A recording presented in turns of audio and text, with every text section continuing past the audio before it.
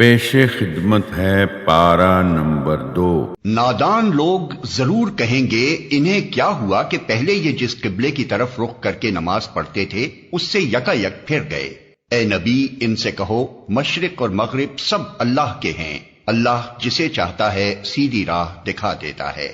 اور اسی طرح تو ہم نے تمہیں ایک امت وسط بنایا ہے تاکہ تم دنیا کے لوگوں پر گواہ ہو اور رسول تم پر گواہ ہو۔ پہلے جس طرف تم رخ کرتے تھے اس کو تو ہم نے صرف یہ دیکھنے کے لیے قبلہ مقرر کیا تھا کہ کون رسول کی پیروی کرتا ہے اور کون الٹا پھر جاتا ہے۔ یہ معاملہ تھا تو بڑا سخت، مگر ان لوگوں کے لیے کچھ بھی سخت ثابت نہ ہوا جو اللہ کی ہدایت سے فیض یاب تھے۔ اللہ تمہارے اس ایمان کو ہرگز ضائع نہ کرے گا، یقین جانو کہ وہ لوگوں کے حق میں نہایت شفیق و رحیم ہے۔ یہ تمہارے منہ کا بار بار آسمان کی طرف اٹھنا ہم دیکھ رہے ہیں، لو ہم اسی قبلے کی طرف تمہیں پھیرے دیتے ہیں جسے تم پسند کرتے ہو۔ مسجد حرام کی طرف رخ پھیر دو، اب جہاں کہیں تم ہو اسی کی طرف منہ کر کے نماز پڑھا کرو۔ یہ لوگ جنہیں کتاب دی گئی تھی خوب جانتے ہیں کہ تحویل قبلہ کا یہ حکم ان کے رب ہی کی طرف سے ہے اور برحق ہے، مگر اس کے باوجود جو کچھ یہ کر رہے ہیں اللہ اس سے غافل نہیں ہے۔ تم ان اہل کتاب کے پاس خواہ کوئی نشانی لے آؤ، ممکن نہیں کہ یہ تمہارے قبلے کی پیروی کرنے لگیں، اور نہ تمہارے لیے یہ ممکن ہے کہ ان کے قبلے کی پیروی کرو، اور ان میں سے کوئی گروہ بھی دوسرے کے قبلے کی پیروی کے لیے تیار نہیں ہے۔ اور اگر تم نے اس علم کے بعد جو تمہارے پاس آ چکا ہے ان کی خواہشات کی پیروی کی تو یقیناً تمہارا شمار ظالموں میں ہوگا۔ جن لوگوں کو ہم نے کتاب دی ہے وہ اس مقام کو جسے قبلہ بنایا گیا ہے ایسا پہچانتے ہیں جیسا اپنی اولاد کو پہچانتے ہیں، مگر ان میں سے ایک گروہ جانتے بوجھتے حق کو چھپا رہا ہے۔ یہ قطعی ایک امر حق ہے تمہارے رب کی طرف سے، لہذا اس کے متعلق تم ہرگز کسی شک میں نہ پڑو۔ ہر ایک کے لیے ایک رخ ہے جس کی طرف وہ مڑتا ہے، بس تم بھلائیوں کی طرف سبقت کرو۔ جہاں بھی تم ہوگے اللہ تمہیں پا لے گا، اس کی قدرت سے کوئی چیز باہر نہیں۔ تمہارا گزر جس مقام سے بھی ہو وہیں سے اپنا رخ نماز کے وقت مسجد حرام کی طرف پھیر دو، کیونکہ یہ تمہارے رب کا بالکل برحق فیصلہ ہے اور اللہ تم لوگوں کے اعمال سے بے خبر نہیں ہے۔ اور جہاں سے بھی تمہارا گزر ہو اپنا رخ مسجد حرام ہی کی طرف پھیرا کرو، اور جہاں بھی تم ہو اسی کی طرف منہ کر کے نماز پڑھو تاکہ لوگوں کو تمہارے خلاف کوئی حجت نہ ملے۔ ہاں جو ظالم ہیں ان کی زبان کسی حال میں بند نہ ہوگی، تو ان سے تم نہ ڈرو بلکہ مجھ سے ڈرو، اور اس لیے کہ میں تم پر اپنی نعمت پوری کر دوں، اور اس توقع پر کہ میرے اس حکم کی پیروی سے تم اسی طرح فلاح کا راستہ پاؤ گے جس طرح تمہیں اس چیز سے فلاح نصیب ہوئی کہ میں نے تمہارے درمیان خود تم میں سے ایک رسول بھیجا جو تمہیں میری آیات سناتا ہے، تمہاری زندگیوں کو سنوارتا ہے، تمہیں کتاب اور حکمت کی تعلیم دیتا ہے، اور تمہیں وہ باتیں سکھاتا ہے جو تم نہ جانتے تھے۔ لہذا تم مجھے یاد رکھو، میں تمہیں یاد رکھوں گا، اور میرا شکر ادا کرو، کفران نعمت نہ کرو۔ اے لوگو جو ایمان لائے ہو صبر اور نماز سے مدد لو، اللہ صبر کرنے والوں کے ساتھ ہے۔ اور جو لوگ اللہ کی راہ میں مارے جائیں انہیں مردہ نہ کہو، ایسے لوگ تو حقیقت میں زندہ ہیں مگر تمہیں ان کی زندگی کا شعور نہیں ہوتا۔ اور ہم ضرور تمہیں خوف و خطر، فاقہ کشی، جان و مال کے نقصانات اور آمدنیوں کے گھاٹے میں مبتلا کر کے تمہاری آزمائش کریں گے۔ ان حالات میں جو لوگ صبر کریں اور جب کوئی مصیبت پڑے تو کہیں کہ ہم اللہ ہی کے ہیں اور اللہ ہی کی طرف ہمیں پلٹ کر جانا ہے، انہیں خوشخبری دے دو، ان پر ان کے رب کی طرف سے بڑی عنایات ہوں گی، اس کی رحمت ان پر سایہ کرے گی، اور ایسے ہی لوگ راست رو ہیں۔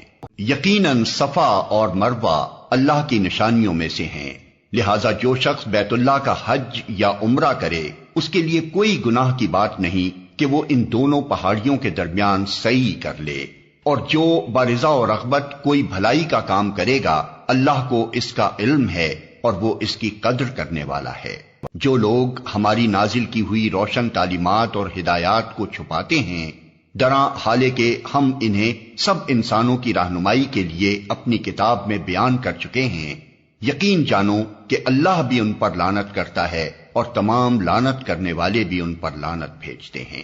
البتہ جو اس روش سے باز آ جائیں اور اپنے طرز عمل کی اصلاح کر لیں اور جو کچھ چھپاتے تھے اسے بیان کرنے لگیں، ان کو میں معاف کر دوں گا، اور میں بڑا درگزر کرنے والا اور رحم کرنے والا ہوں۔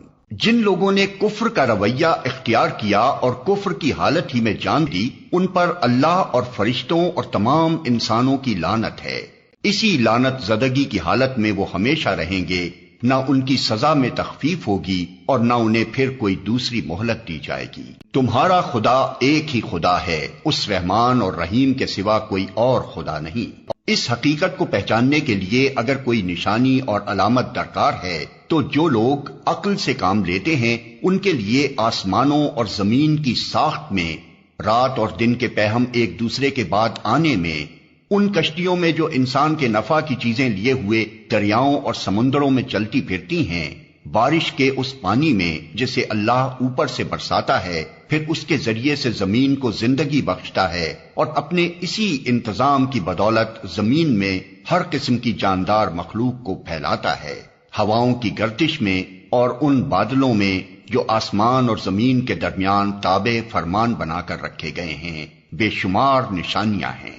مگر وحدت خداوندی پر دلالت کرنے والے ان کھلے کھلے آثار کے ہوتے ہوئے بھی کچھ لوگ ایسے ہیں جو اللہ کے سوا دوسروں کو اس کا ہمسر اور مد مقابل بناتے ہیں، اور ان کے ایسے گرویدہ ہیں جیسے اللہ کے ساتھ گرویدگی ہونی چاہیے، حالانکہ ایمان رکھنے والے لوگ سب سے بڑھ کر اللہ کو محبوب رکھتے ہیں۔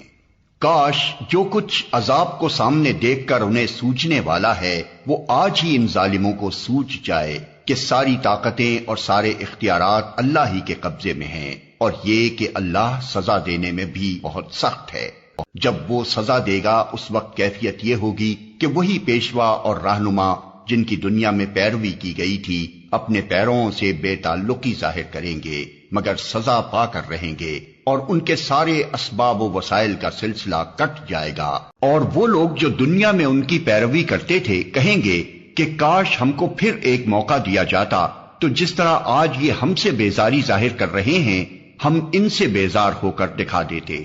یوں اللہ ان لوگوں کے وہ اعمال جو یہ دنیا میں کر رہے ہیں ان کے سامنے اس طرح لائے گا کہ یہ حسرتوں اور پشیمانیوں کے ساتھ ہاتھ ملتے رہیں گے، مگر آگ سے نکلنے کی کوئی راہ نہ پائیں گے۔ لوگو، زمین میں جو حلال اور پاک چیزیں ہیں انہیں کھاؤ اور شیطان کے بتائے ہوئے راستوں پر نہ چلو، وہ تمہارا کھلا دشمن ہے، تمہیں بدی اور فحش کا حکم دیتا ہے اور یہ سکھاتا ہے کہ تم اللہ کے نام پر وہ باتیں کہو جن کے متعلق تمہیں علم نہیں ہے کہ وہ اللہ نے فرمائی ہیں۔ ان سے جب کہا جاتا ہے کہ اللہ نے جو احکام نازل کیے ہیں ان کی پیروی کرو تو جواب دیتے ہیں کہ ہم تو اسی طریقے کی پیروی کریں گے جس پر ہم نے اپنے باپ دادا کو پایا ہے۔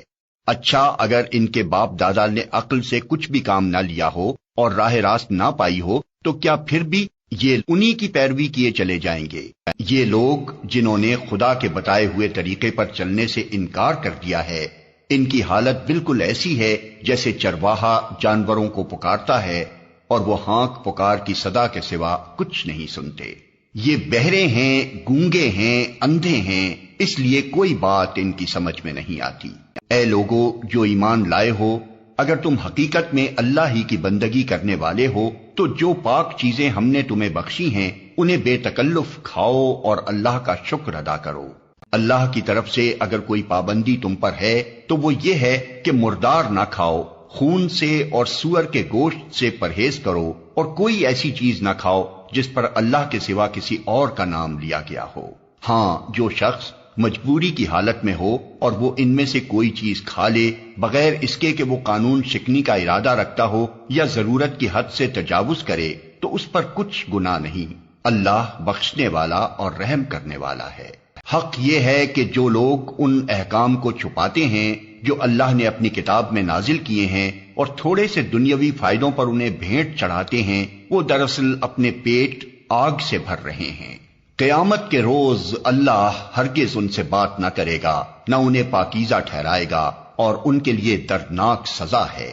یہ وہ لوگ ہیں جنہوں نے ہدایت کے بدلے ضلالت خریدی اور مغفرت کے بدلے عذاب مول لے لیا۔ کیسا عجیب ہے ان کا حوصلہ کہ جہنم کا عذاب برداشت کرنے کے لیے تیار ہیں۔ یہ سب کچھ اس وجہ سے ہوا کہ اللہ نے تو ٹھیک ٹھیک حق کے مطابق کتاب نازل کی تھی، مگر جن لوگوں نے کتاب میں اختلافات نکالے وہ اپنے جھگڑوں میں حق سے بہت دور نکل گئے۔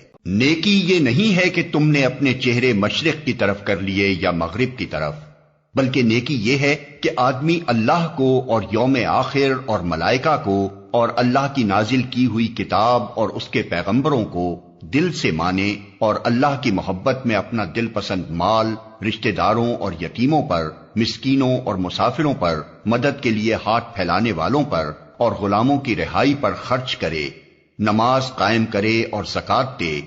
اور نیک وہ لوگ ہیں کہ جب عہد کریں تو اسے وفا کریں، اور تنگی و مصیبت کے وقت میں اور حق و باطل کی جنگ میں صبر کریں۔ یہ ہیں راست باز لوگ، اور یہی لوگ متقی ہیں۔ اے لوگو جو ایمان لائے ہو، تمہارے لیے قتل کے مقدموں میں قصاص کا حکم لکھ دیا گیا ہے۔ آزاد آدمی نے قتل کیا ہو تو اس آزاد ہی سے بدلہ لیا جائے، غلام قاتل ہو تو وہ غلام ہی قتل کیا جائے، اور عورت اس جرم کی مرتکب ہو تو اس عورت ہی سے قصاص لیا جائے۔ ہاں اگر کسی قاتل کے ساتھ اس کا بھائی کچھ نرمی کرنے کے لیے تیار ہو تو معروف طریقے کے مطابق خون بہا کا تصفیہ ہونا چاہیے، اور قاتل کو لازم ہے کہ راستی کے ساتھ خون بہا ادا کرے۔ یہ تمہارے رب کی طرف سے تخفیف اور رحمت ہے، اس پر بھی جو زیادتی کرے اس کے لیے دردناک سزا ہے۔ عقل و خرد رکھنے والو، تمہارے لیے قصاص میں زندگی ہے، امید ہے کہ تم اس قانون کی خلاف ورزی سے پرہیز کرو گے۔ تم پر فرض کیا گیا ہے کہ جب تم میں سے کسی کی موت کا وقت آئے اور وہ اپنے پیچھے مال چھوڑ رہا ہو تو والدین اور رشتہ داروں کے لیے معروف طریقے سے وصیت کرے، یہ حق ہے متقی لوگوں پر۔ پھر جنہوں نے وصیت سنی اور بعد میں اسے بدل ڈالا تو اس کا گناہ ان بدلنے والوں پر ہوگا، اللہ سب کچھ سنتا اور جانتا ہے۔ البتہ جس کو یہ اندیشہ ہو کہ وصیت کرنے والے نے نادانستہ یا قصدن حق تلفی کی ہے اور پھر معاملے سے تعلق رکھنے والوں کے درمیان وہ اصلاح کرے تو اس پر کچھ گناہ نہیں ہے، اللہ بخشنے والا اور رحم فرمانے والا ہے۔ اے لوگو جو ایمان لائے ہو، تم پر روزے فرض کر دیے گئے جس طرح تم سے پہلے انبیاء کے پیروں پر فرض کیے گئے تھے۔ اس سے توقع ہے کہ تم میں تقوی کی صفت پیدا ہوگی۔ چند مقرر دنوں کے روزے ہیں، اگر تم میں سے کوئی بیمار ہو یا سفر پر ہو تو دوسرے دنوں میں اتنی ہی تعداد پوری کر لے، اور جو لوگ روزہ رکھنے کی قدرت رکھتے ہوں پھر نہ رکھیں تو وہ فدیہ دیں۔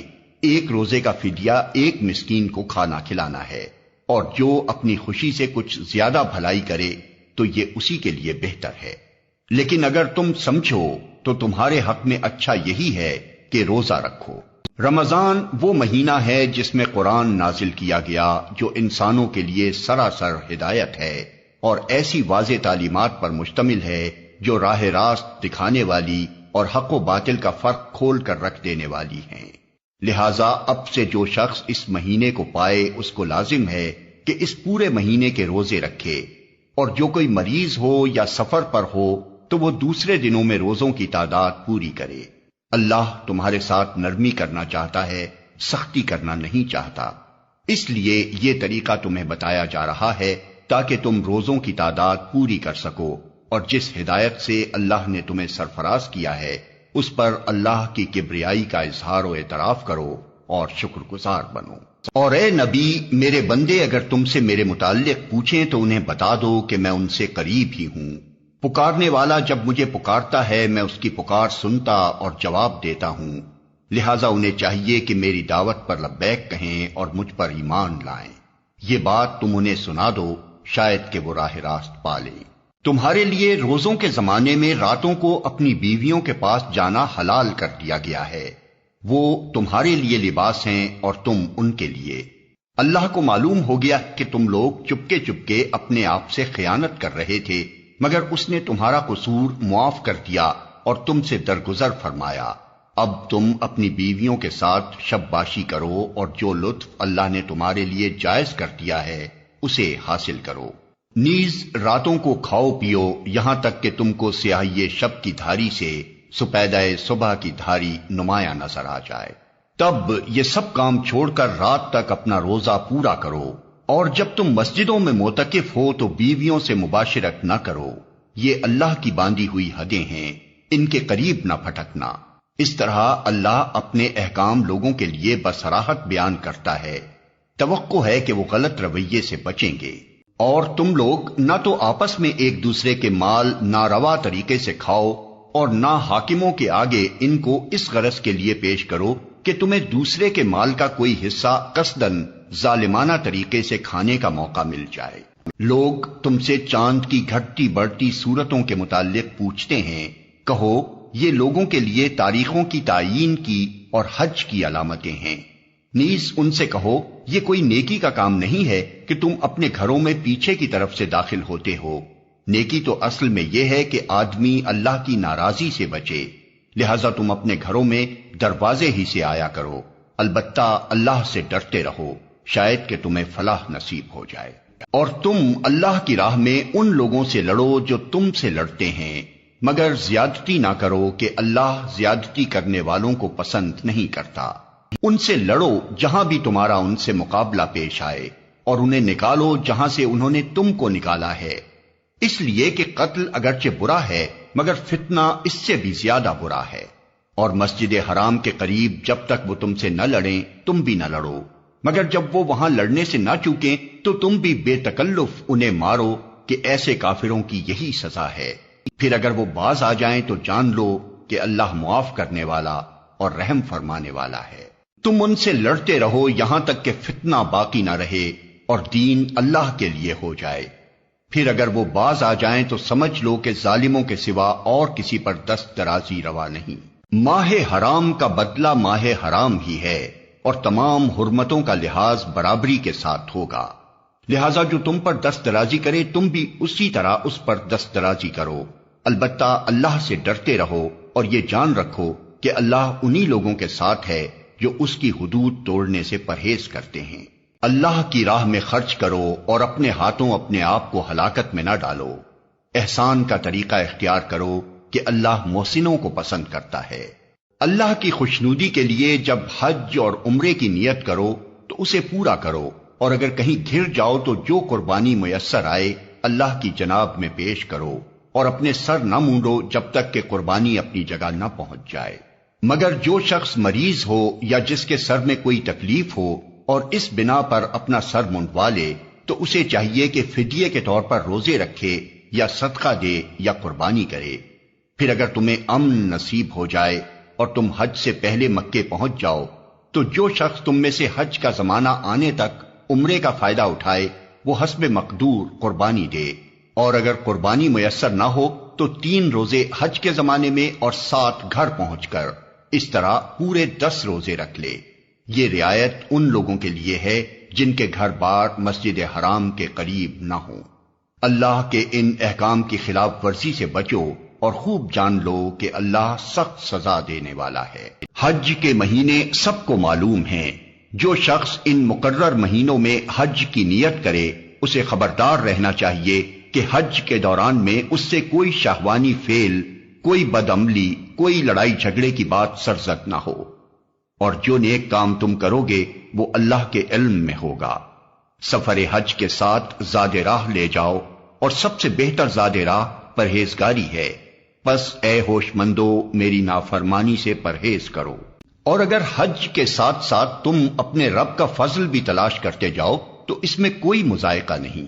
پھر جب عرفات سے چلو تو مشعر حرام یعنی مزدلفہ کے پاس ٹھہر کر اللہ کو یاد کرو، اور اس طرح یاد کرو جس کی ہدایت اس نے تمہیں دی ہے، ورنہ اس سے پہلے تو تم لوگ بھٹکے ہوئے تھے۔ پھر جہاں سے اور سب لوگ پلٹتے ہیں وہیں سے تم بھی پلٹو اور اللہ سے معافی چاہو، یقیناً وہ معاف کرنے والا اور رحم فرمانے والا ہے۔ پھر جب اپنے حج کے ارکان ادا کر چکو تو جس طرح پہلے اپنے آباء و اجداد کا ذکر کرتے تھے اسی طرح اب اللہ کا ذکر کرو، بلکہ اس سے بھی بڑھ کر۔ مگر اللہ کو یاد کرنے والے لوگوں میں بھی بہت فرق ہے۔ ان میں سے کوئی تو ایسا ہے جو کہتا ہے کہ اے ہمارے رب ہمیں دنیا ہی میں سب کچھ دے دے، ایسے شخص کے لیے آخرت میں کوئی حصہ نہیں، اور کوئی کہتا ہے کہ اے ہمارے رب ہمیں دنیا میں بھی بھلائی دے اور آخرت میں بھی بھلائی، اور آگ کے عذاب سے ہمیں بچا۔ ایسے لوگ اپنی کمائی کے مطابق دونوں جگہ حصہ پائیں گے، اور اللہ کو حساب چکاتے کچھ دیر نہیں لگتی۔ یہ گنتی کے چند روز ہیں جو تمہیں اللہ کی یاد میں بسر کرنے چاہیے، پھر جو کوئی جلدی کر کے 2 ہی دن میں واپس ہو گیا تو کوئی حرج نہیں، اور جو کچھ دیر زیادہ ٹھہر کر پلٹا تو بھی کوئی حرج نہیں، بشرطے کہ یہ دن اس نے تقوی کے ساتھ بسر کیے ہوں۔ اللہ کی نافرمانی سے بچو اور خوب جان رکھو کہ ایک روز اس کے حضور میں تمہاری پیشی ہونے والی ہے۔ انسانوں میں کوئی تو ایسا ہے جس کی باتیں دنیا کی زندگی میں تمہیں بہت بھلی معلوم ہوتی ہیں، اور اپنی نیک نیتی پر وہ بار بار خدا کو گواہ ٹھہراتا ہے، مگر حقیقت میں وہ بدترین دشمن حق ہوتا ہے۔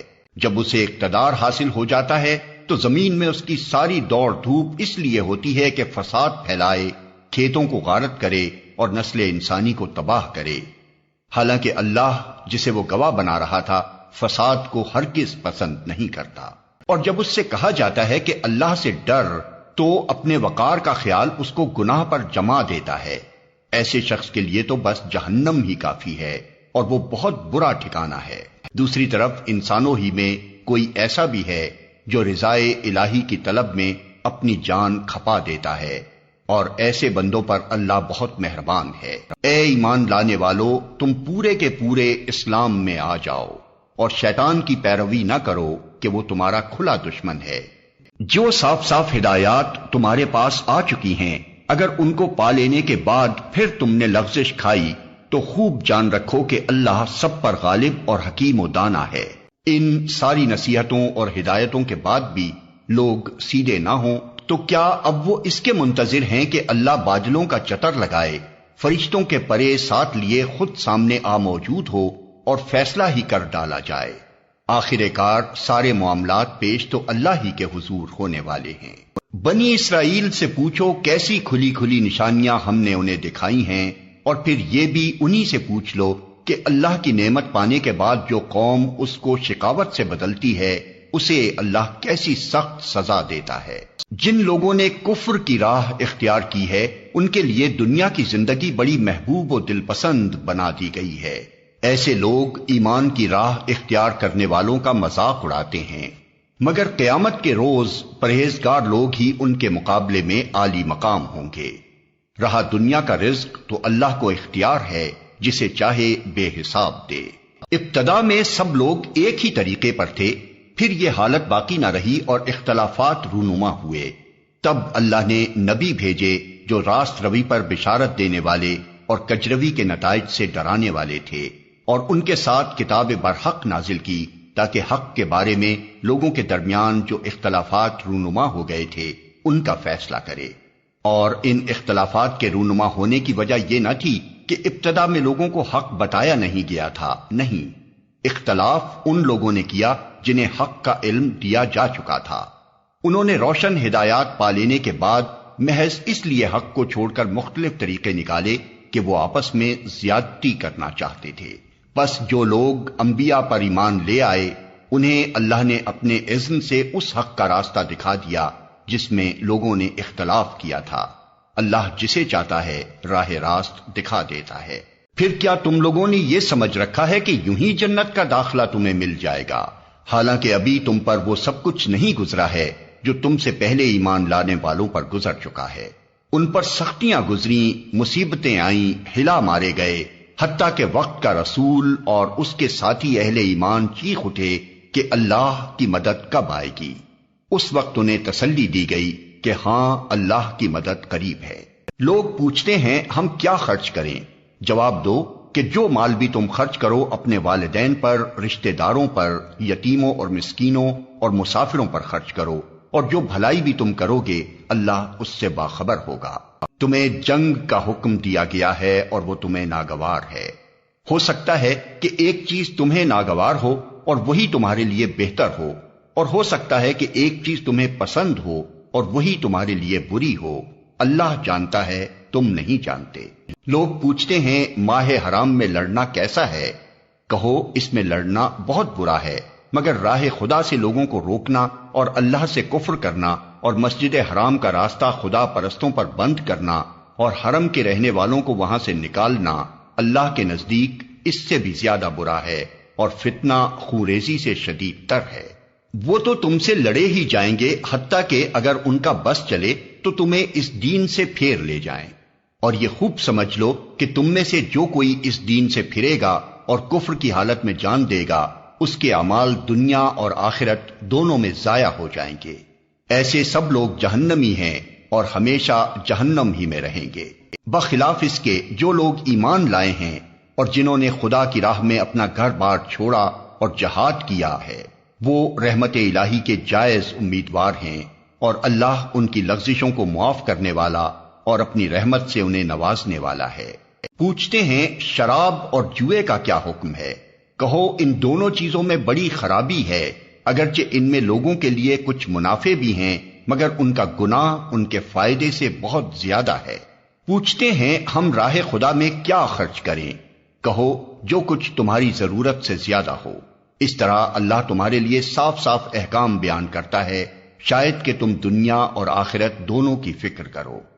پوچھتے ہیں یتیموں کے ساتھ کیا معاملہ کیا جائے؟ کہو جس طرز عمل سے ان کے لیے بھلائی ہو وہی اختیار کرنا بہتر ہے۔ اگر تم اپنا اور ان کا خرچ اور رہنا سہنا مشترک رکھو تو اس میں کوئی مذائقہ نہیں، آخر وہ تمہارے بھائی بند ہی تو ہیں۔ برائی کرنے والے اور بھلائی کرنے والے دونوں کا حال اللہ پر روشن ہے۔ اللہ چاہتا تو اس معاملے میں تم پر سختی کرتا، مگر وہ صاحب اختیار ہونے کے ساتھ صاحب حکمت بھی ہے۔ تم مشرک عورتوں سے ہرگز نکاح نہ کرنا جب تک کہ وہ ایمان نہ لے آئیں۔ ایک مومن لونڈی مشرک شریف زادی سے بہتر ہے، اگرچہ وہ تمہیں بہت پسند ہو، اور اپنی عورتوں کے نکاح مشرک مردوں سے کبھی نہ کرنا جب تک کہ وہ ایمان نہ لے آئیں۔ ایک مومن غلام مشرک شریف سے بہتر ہے، اگرچہ وہ تمہیں بہت پسند ہو۔ یہ لوگ تمہیں آگ کی طرف بلاتے ہیں، اور اللہ اپنے اذن سے تم کو جنت اور مغفرت کی طرف بلاتا ہے، اور وہ اپنے احکام واضح طور پر لوگوں کے سامنے بیان کرتا ہے۔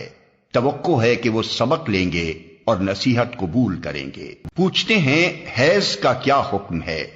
کہو وہ ایک گندگی کی حالت ہے، اس میں عورتوں سے الگ رہو اور ان کے قریب نہ جاؤ جب تک کہ وہ پاک صاف نہ ہو جائیں، پھر جب وہ پاک ہو جائیں تو ان کے پاس جاؤ اس طرح جیسا کہ اللہ نے تم کو حکم دیا ہے۔ اللہ ان لوگوں کو پسند کرتا ہے جو بدی سے باز رہیں اور پاکیزگی اختیار کریں۔ تمہاری عورتیں تمہاری کھیتیاں ہیں، تمہیں اختیار ہے جس طرح چاہو اپنی کھیتی میں جاؤ، مگر اپنے مستقبل کی فکر کرو اور اللہ کی ناراضی سے بچو۔ خوب جان لو کہ تمہیں ایک دن اس سے ملنا ہے، اور اے نبی جو تمہاری ہدایات کو مان لیں انہیں فلاح و سعادت کا مژدہ سنا دو۔ اللہ کے نام کو ایسی قسمیں کھانے کے لیے استعمال نہ کرو جن سے مقصود نیکی اور تقوی اور بندگان خدا کی بھلائی کے کاموں سے باز رہنا ہو۔ اللہ تمہاری ساری باتیں سن رہا ہے اور سب کچھ جانتا ہے۔ جو بے معنی قسمیں تم بلا ارادہ کھا لیا کرتے ہو ان پر اللہ گرفت نہیں کرتا، مگر جو قسمیں تم سچے دل سے کھاتے ہو ان کی باز پرس وہ ضرور کرے گا۔ اللہ بہت درگزر کرنے والا اور بردبار ہے۔ جو لوگ اپنی عورتوں سے تعلق نہ رکھنے کی قسم کھا بیٹھتے ہیں ان کے لیے 4 مہینے کی مہلت ہے۔ اگر انہوں نے رجوع کر لیا تو اللہ معاف کرنے والا اور رحیم ہے، اور اگر انہوں نے طلاق ہی کی ٹھان لی ہو تو جانے رہیں کہ اللہ سب کچھ سنتا اور جانتا ہے۔ جن عورتوں کو طلاق دی گئی ہو وہ 3 مرتبہ ایام ماہواری آنے تک اپنے آپ کو روکے رکھیں، اور ان کے لیے یہ جائز نہیں ہے کہ اللہ نے ان کے رحم میں جو کچھ خلق فرمایا ہو اسے چھپائیں۔ انہیں ہرگز ایسا نہ کرنا چاہیے اگر وہ اللہ اور روز آخر پر ایمان رکھتی ہیں۔ ان کے شوہر تعلقات درست کر لینے پر آمادہ ہوں تو وہ اس عدت کے دوران میں انہیں پھر اپنی زوجیت میں واپس لے لینے کے حقدار ہیں۔ عورتوں کے لیے بھی معروف طریقے پر ویسے ہی حقوق ہیں جیسے مردوں کے حقوق ان پر ہیں، البتہ مردوں کو ان پر ایک درجہ حاصل ہے، اور سب پر اللہ غالب اقتدار رکھنے والا اور حکیم و دانا موجود ہے۔ طلاق 2 بار ہے، پھر یا تو سیدھی طرح عورت کو روک لیا جائے یا بھلے طریقے سے اس کو رخصت کر دیا جائے، اور رخصت کرتے ہوئے ایسا کرنا تمہارے لیے جائز نہیں ہے کہ جو کچھ تم انہیں دے چکے ہو اس میں سے کچھ واپس لے لو۔ البتہ یہ صورت مستثنی ہے کہ زوجین کو اللہ کے حدود پر قائم نہ رہ سکنے کا اندیشہ ہو۔ ایسی صورت میں اگر تمہیں یہ خوف ہو کہ وہ دونوں حدود الہی پر قائم نہ رہیں گے تو ان دونوں کے درمیان یہ معاملہ ہو جانے میں مضائقہ نہیں کہ عورت اپنے شوہر کو کچھ معاوضہ دے کر علیحدگی حاصل کر لے۔ یہ اللہ کے مقرر کردہ حدود ہیں، ان سے تجاوز نہ کرو، اور جو لوگ حدود الہی سے تجاوز کریں وہی ظالم ہیں۔ پھر اگر 2 بار طلاق دینے کے بعد شوہر نے عورت کو تیسری بار طلاق دے دی تو وہ عورت پھر اس کے لیے حلال نہ ہوگی، الا یہ کہ اس کا نکاح کسی دوسرے شخص سے ہو اور وہ اسے طلاق دے دے۔ تب اگر پہلا شوہر اور یہ عورت دونوں یہ خیال کریں کہ حدود الہی پر قائم رہیں گے تو ان کے لیے ایک دوسرے کی طرف رجوع کر لینے میں کوئی مضائقہ نہیں۔ یہ اللہ کی مقرر کردہ حدیں ہیں جنہیں وہ ان لوگوں کی ہدایت کے لیے واضح کر رہا ہے جو اس کی حدوں کو توڑنے کا انجام جانتے ہیں۔ اور جب تم عورتوں کو طلاق دے دو اور ان کی عدت پوری ہونے کو آ جائے تو یا بھلے طریقے سے انہیں روک لو یا بھلے طریقے سے رخصت کر دو، محض ستانے کی خاطر انہیں نہ روکے رکھنا کہ یہ زیادتی ہوگی، اور جو ایسا کرے گا وہ در حقیقت آپ اپنے ہی اوپر ظلم کرے گا۔ اللہ کی آیات کا کھیل نہ بناؤ، بھول نہ جاؤ کہ اللہ نے کس نعمت عظمیٰ سے تمہیں سرفراز کیا ہے۔ وہ تمہیں نصیحت کرتا ہے کہ جو کتاب اور حکمت اس نے تم پر نازل کی ہے اس کا احترام ملحوظ رکھو۔ اللہ سے ڈرو اور خوب جان لو کہ اللہ کو ہر بات کی خبر ہے۔ جب تم اپنی عورتوں کو طلاق دے چکو اور وہ اپنی عدت پوری کر لیں تو پھر اس میں مانے نہ ہو کہ وہ اپنے زیر تجویز شوہروں سے نکاح کر لیں جبکہ وہ معروف طریقے سے باہم مناکحت پر راضی ہوں۔ تمہیں نصیحت کی جاتی ہے کہ ایسی حرکت ہرگز نہ کرنا اگر تم اللہ اور روز آخر پر ایمان لانے والے ہو۔ تمہارے لیے شائستہ اور پاکیزہ طریقہ یہی ہے کہ اس سے باز رہو، اللہ جانتا ہے تم نہیں جانتے۔ جو باپ چاہتے ہوں کہ ان کی اولاد پوری مدت رضاعت تک دودھ پیے تو مائیں اپنے بچوں کو کامل 2 سال دودھ پلائیں۔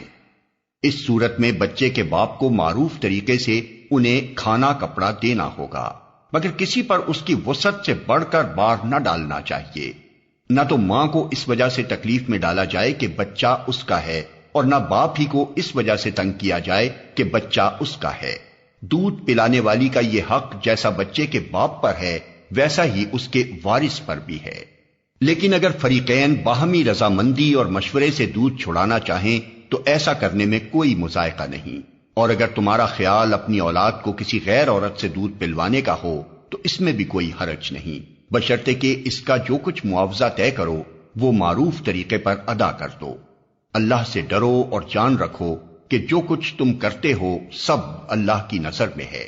تم میں سے جو لوگ مر جائیں ان کے پیچھے اگر ان کی بیویاں زندہ ہوں تو وہ اپنے آپ کو 4 مہینے 10 دن روکے رکھیں، پھر جب ان کی عدت پوری ہو جائے تو انہیں اختیار ہے اپنی ذات کے معاملے میں معروف طریقے سے جو چاہیں کریں، تم پر اس کی کوئی ذمہ داری نہیں ہے۔ اللہ تم سب کے اعمال سے باخبر ہے۔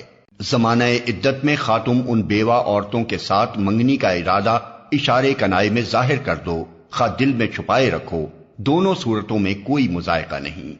اللہ جانتا ہے کہ ان کا خیال تو تمہارے دل میں آئے گا ہی، مگر دیکھو خفیہ عہد و پیمان نہ کرنا، اگر کوئی بات کرنی ہے تو معروف طریقے سے کرو، اور عقد نکاح باندھنے کا فیصلہ اس وقت تک نہ کرو جب تک کہ عدت پوری نہ ہو جائے۔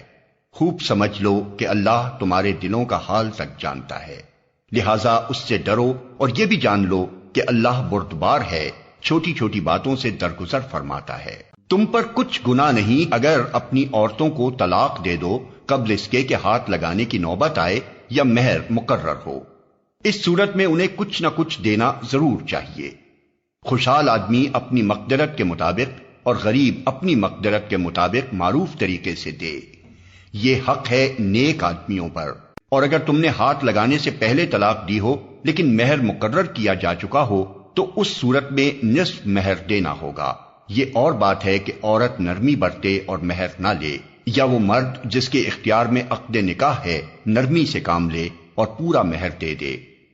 اور تم یعنی مرد نرمی سے کام لو تو یہ تقوی سے زیادہ مناسبت رکھتا ہے۔ آپس کے معاملات میں فیاضی کو نہ بھولو، تمہارے اعمال کو اللہ دیکھ رہا ہے۔ اپنی نمازوں کی نگہداشت رکھو، خصوصاً ایسی نماز کی جو محاسن صلات کی جامع ہو۔ اللہ کے آگے اس طرح کھڑے ہو جیسے فرما بردار غلام کھڑے ہوتے ہیں۔ بد امنی کی حالت ہو تو خواہ پیدل ہو خواہ سوار، جس طرح ممکن ہو نماز پڑھو، اور جب امن میسر آ جائے تو اللہ کو اس طریقے سے یاد کرو جو اس نے تمہیں سکھا دیا ہے، جس سے تم پہلے ناواقف تھے۔ تم میں سے جو لوگ وفات پائیں اور پیچھے بیویاں چھوڑ رہے ہوں، ان کو چاہیے کہ اپنی بیویوں کے حق میں یہ وصیت کر جائیں کہ 1 سال تک ان کو نان و نفقہ دیا جائے اور وہ گھر سے نہ نکالی جائیں۔ پھر اگر وہ خود نکل جائیں تو اپنی ذات کے معاملے میں معروف طریقے سے وہ جو کچھ بھی کریں اس کی کوئی ذمہ داری تم پر نہیں ہے۔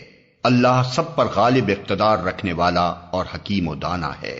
اسی طرح جن عورتوں کو طلاق دی گئی ہو انہیں بھی مناسب طور پر کچھ نہ کچھ دے کر رخصت کیا جائے، یہ حق ہے متقی لوگوں پر۔ اس طرح اللہ اپنے احکام تمہیں صاف صاف بتاتا ہے۔ امید ہے کہ تم سمجھ بوجھ کر کام کرو گے۔ تم نے ان لوگوں کے حال پر بھی کچھ غور کیا جو موت کے ڈر سے اپنے گھر بار چھوڑ کر نکلے تھے اور ہزاروں کی تعداد میں تھے۔ اللہ نے ان سے فرمایا مر جاؤ، پھر اس نے ان کو دوبارہ زندگی بخشی۔ حقیقت یہ ہے کہ اللہ انسان پر بڑا فضل فرمانے والا ہے، مگر اکثر لوگ شکر ادا نہیں کرتے۔ مسلمانوں، اللہ کی راہ میں جنگ کرو اور خوب جان لو کہ اللہ سننے والا اور جاننے والا ہے۔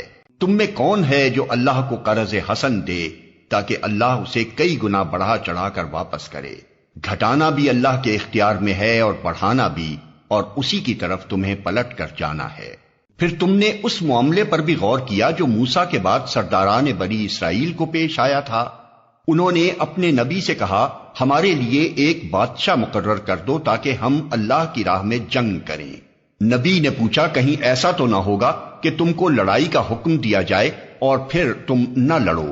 وہ کہنے لگے بھلا یہ کیسے ہو سکتا ہے کہ ہم راہ خدا میں نہ لڑیں جبکہ ہمیں اپنے گھروں سے نکال دیا گیا ہے اور ہمارے بال بچے ہم سے جدا کر دیے گئے ہیں۔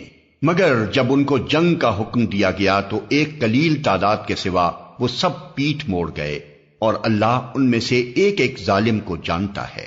ان کے نبی نے ان سے کہا کہ اللہ نے طالوت کو تمہارے لیے بادشاہ مقرر کیا ہے۔ یہ سن کر وہ بولے ہم پر بادشاہ بننے کا وہ کیسے حقدار ہو گیا؟ اس کے مقابلے میں بادشاہی کے ہم زیادہ مستحق ہیں، وہ تو کوئی بڑا مالدار آدمی نہیں ہے۔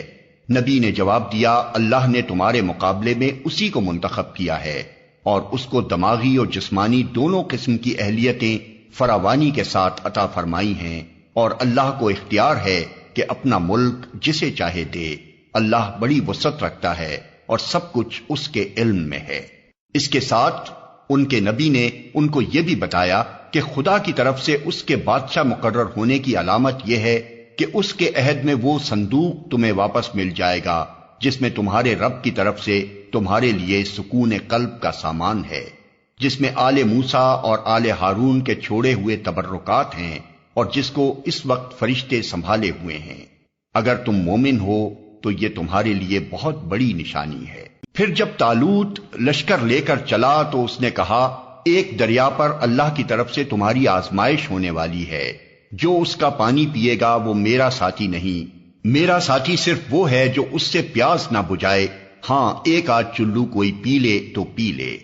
مگر ایک گروہ قلیل کے سوا وہ سب اس دریا سے سیراب ہوئے۔